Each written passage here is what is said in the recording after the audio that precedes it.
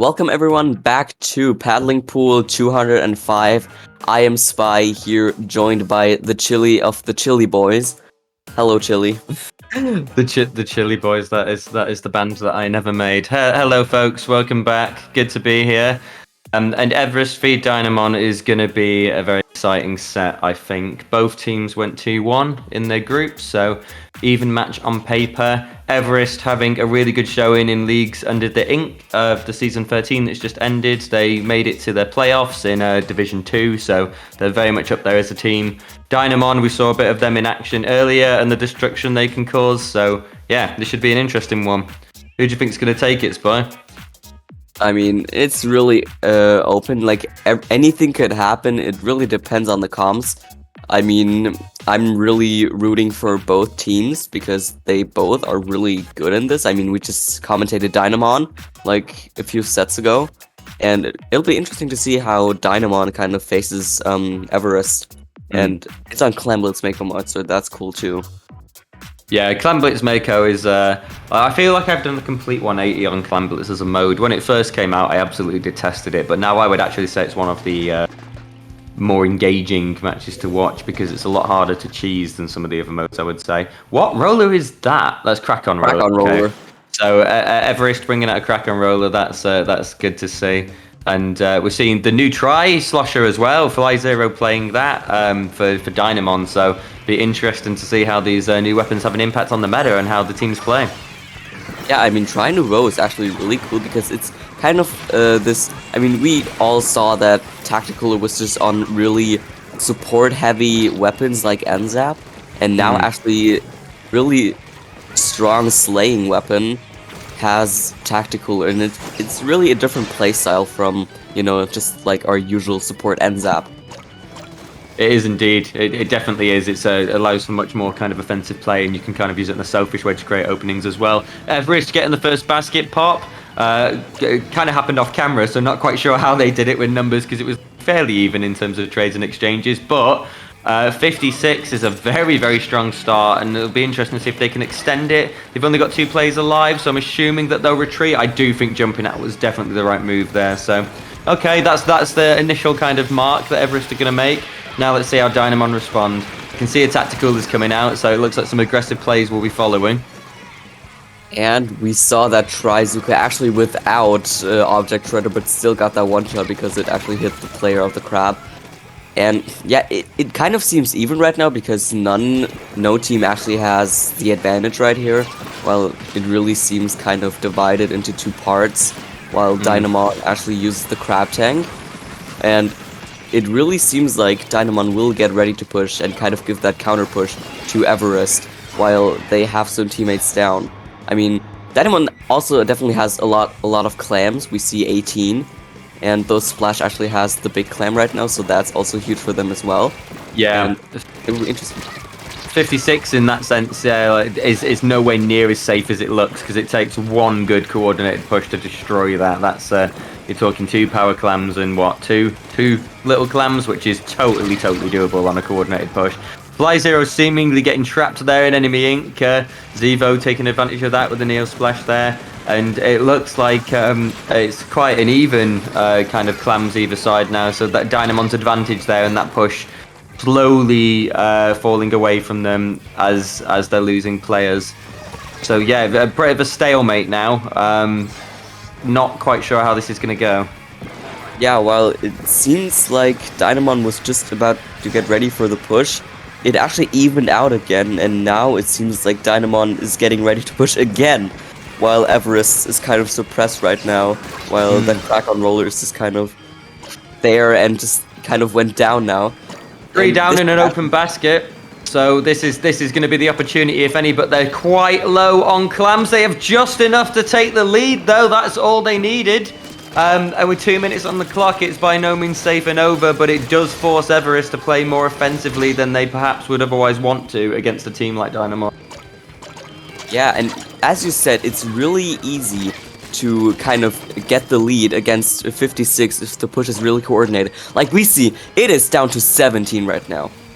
That was an insane push, and this will be really hard to catch up right now because Everest is kind of forced right now, even if the splash actually goes for the flank. No, please don't tell. my No! gosh! Okay, they absolutely did not see that coming because the splash was just moving by them, and they were just like, "Oh, what is happening?" Well, that's what I was thinking. Okay. We both kind of spoke about the push as if it was in past tense because we were expecting it to be over. We're expecting the kind of timer, people to retreat a bit and recap, but they just masterfully kept throwing in the odd clam to keep resetting that timer, keep adding a bit of pressure, keep forcing Everest to have to panic, and that was absolutely beautifully done at the end. Very much a kind of suicidal flank. I think the player there that got in those final clams was fully willing to lose their life and get splatted in order to make it happen, but it worked out absolutely beautifully, and that was essentially a staggered 100-0 push there. So terrifying stuff coming through from Dynamon. Now we actually get to see splat zones on Manta. Now I love Manta, and these two-sided zones on Manta could be a problem. I mean, it feels like it's kind of a two-sided sword. While it's a great map, the two-sided splat zones are kind of weird in this kind of constellation. But I still enjoy this map as much as I did in Splatoon 2. I want to say it's a hard map to get knockouts on, but every time I've said that, we go into a game where it's a clean sweep. So I'm really hoping it isn't a clean sweep because I want to see these two teams skirmish for longer. But yeah, I love Manta Maria as a map. I think it's you've got a few different options to kind of get in. You can flank, but it's pretty hard to get the opportunity to do so. And the two zones make it very hard to kind of get permanently locked out and not to have some kind of opportunity to reset the timer and displace the team that have the cap at the time. So lots of creative ways that you can approach a recap here. Will be interesting to see what comps people go for because, of course, whilst this is a returning map from Splatoon 2, it's a very, very different meta. We've got different specials to work with, and the Splatoon 2 comps will not be remotely comparable in that regard. So I'm interested to see what strategies emerge and what people default to as weapons. Yeah, and this is one of the maps where I don't really like playing 96 because of this grade on top mid. Yeah. But I actually kind of enjoyed by going on the flank on the right because that plat is increased, so I have more space to roam around with the Kraken. Yeah, I think it's scary to be on the greats of any kind of sluggish weapon. We're seeing very, very offensive comps with that in mind, which is not too surprising. We've got a Nuvo Tri-Slosher on each side. We've got double vanilla splash on Dynamon's part, I believe. In Everest, we've got a vanilla splash shot, which we haven't seen for a little while. And we've got one of the new Neo splashes as well. So we'll see how those comps with each other. I'm expecting a lot of trades, a lot of revenge kills, and Everest getting an extremely early cap there. I think that was kind of almost accidental. And Dynamon responding in kind with 2 slays, 3 slays in a staggered way. And yeah, timer already ticking. Yeah, and that Trinuvo uses its tactic cooler to immediately get in.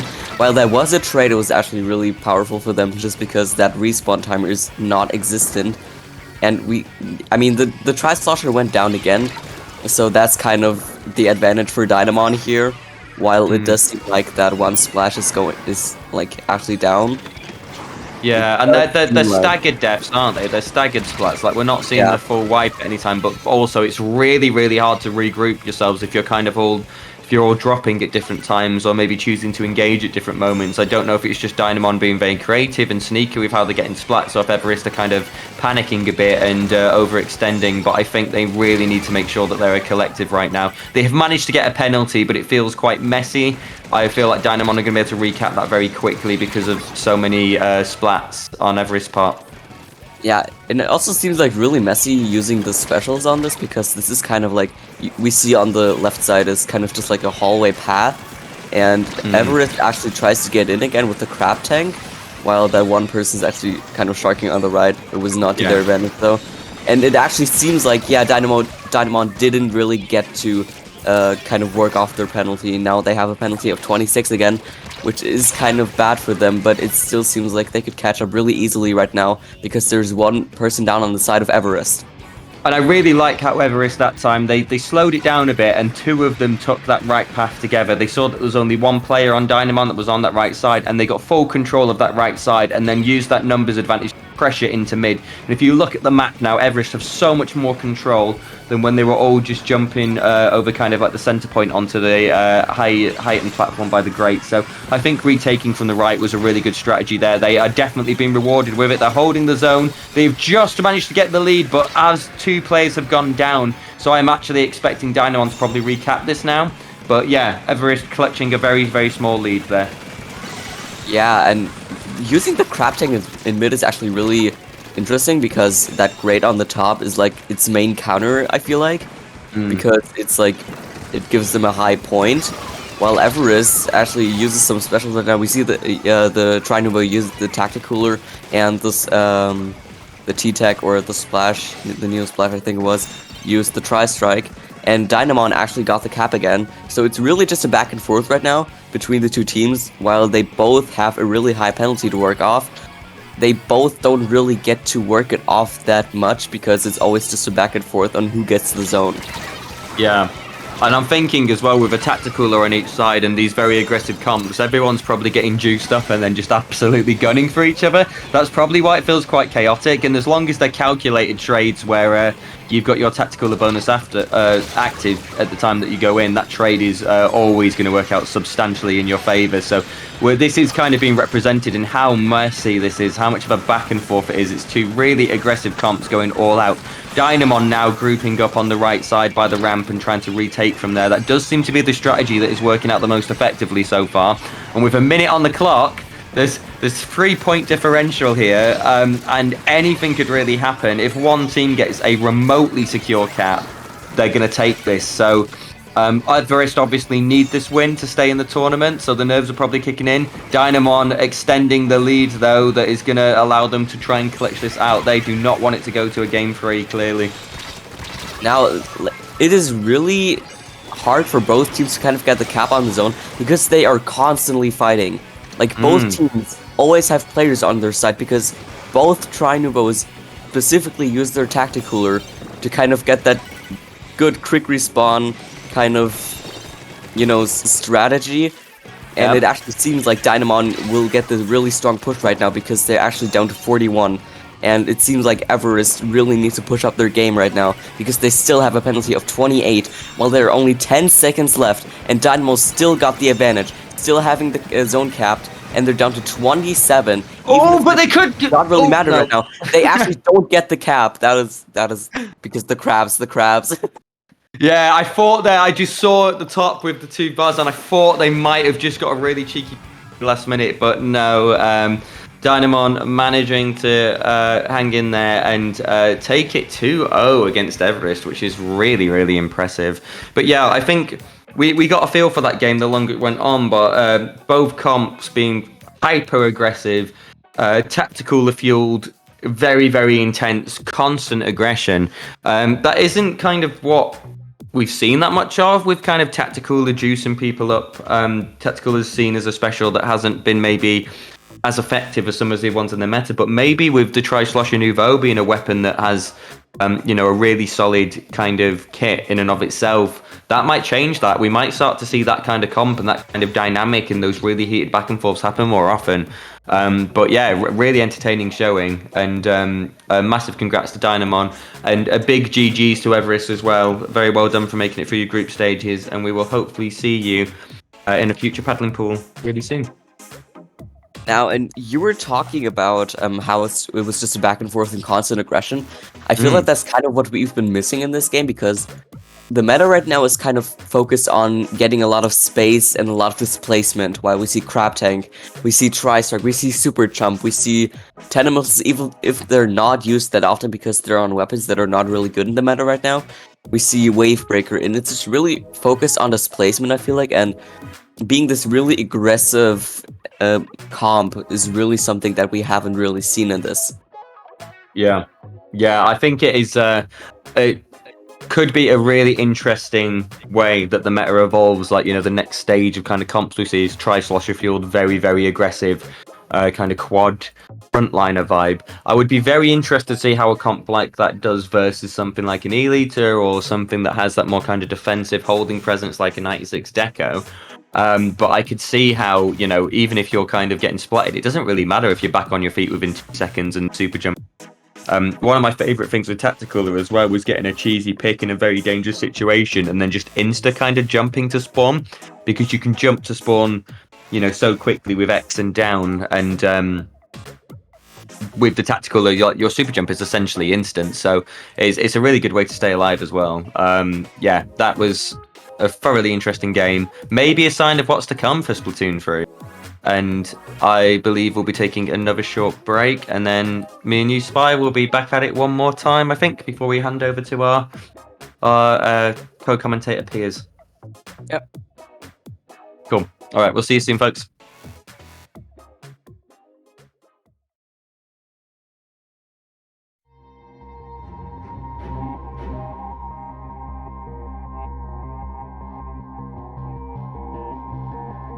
Champions is going to be, And that is game. And that is lead! Is the tournament. Oh my god! That's game. That was the anchor.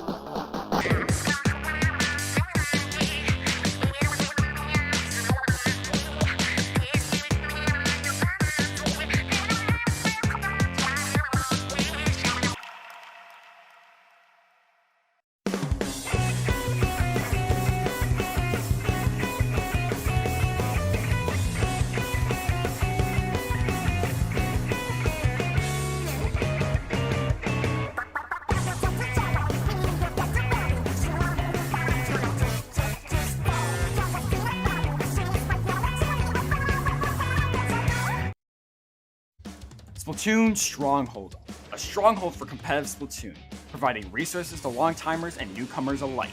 If you're new to the competitive scene or still figuring out how to join, we have a getting started guide and plenty of other resources to help you in your journey. If you are a seasoned veteran, we still have plenty to offer. You can find and join tournaments as well as participate in our Captain Forum and find free agents and teams. Our mission is to make competitive Splatoon easily accessible to everyone.